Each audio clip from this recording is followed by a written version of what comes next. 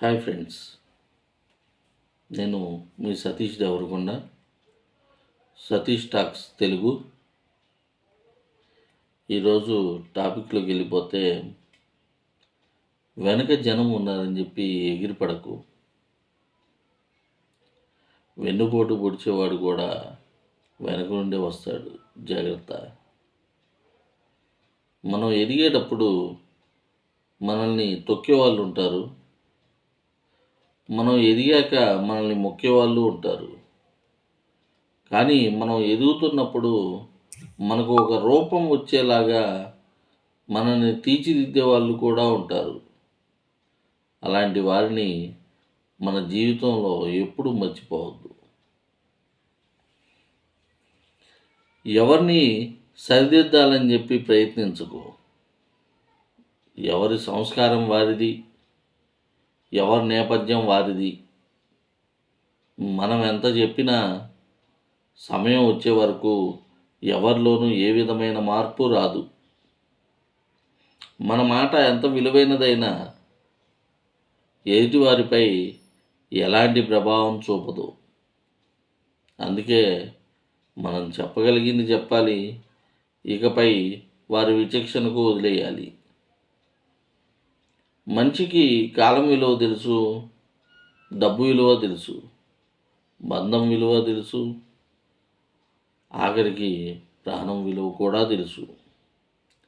ఇన్ని తెలిసిన మనిషికి ఎదుటి మనిషిని అర్థం చేసుకోవటం మాత్రం తెలియదు. అందుకే స్థాయిని చూసేవారిని ఇంటికి పిలవకు, మర్యాద ఇవ్వని వారింటికి వెళ్ళకు, వ్యక్తిత్వం లేని వారితో ఏమీ చెప్పకు, విలువ ఇవ్వని వారితో ఏమీ మాట్లాడకు, నోరు అదుపులో లేని వారికి ఏమీ చెప్పకు, అహంకారం చూపే వారితో అసలు కలవకు. మీరు బంధువులు లేదా స్నేహితుల ఇళ్లలో ఫంక్షన్లకు వెళ్ళినప్పుడు అలాంటి సందర్భాలలో మీరు ఆలోచించాల్సినవి ఏంటంటే, వాళ్ళు పిలవకపోతే వెళ్ళకండి, ఎందుకు చెప్పలేదని అడగకండి, ఆలస్యంగా చెప్పారంటే పట్టించుకోమాకండి. ముఖ్యమని భావిస్తే ముందే చెప్పేవాళ్ళుగా. చివరిలో చెప్పారంటే ముందే వద్దనుకున్నారని అర్థంగా. ఒకవేళ తప్పనిసరి వెళ్ళారే అనుకుందాం, మీరు తిరిగి వచ్చేటప్పుడు సోఫాలో కూర్చొని మీకు వీడ్కోలు చెప్పారనుకోండి, ఇంకా రావద్దు వెళ్ళిపో అని అర్థం. గుమ్మం దాకా వచ్చి వీడ్కోలు చెప్పారండి, ఎప్పుడైనా వచ్చిపోతానండి అని అర్థం. బయట గేటు వరకు వచ్చి వీడ్కోలు చెప్పారనుకోండి, ఇలా వచ్చి అలా పోవడం కాదు, ఈసారి వచ్చినప్పుడు 4-5 రోజులు ఉండమని అర్థం.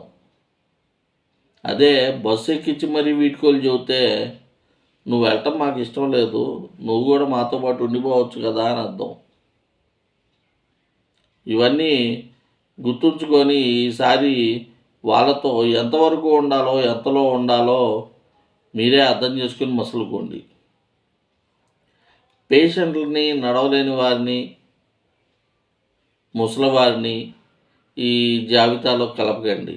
ఎందుకంటే వాళ్ళు బయట దాకా రాలేరు, నడవలేరు కాబట్టి.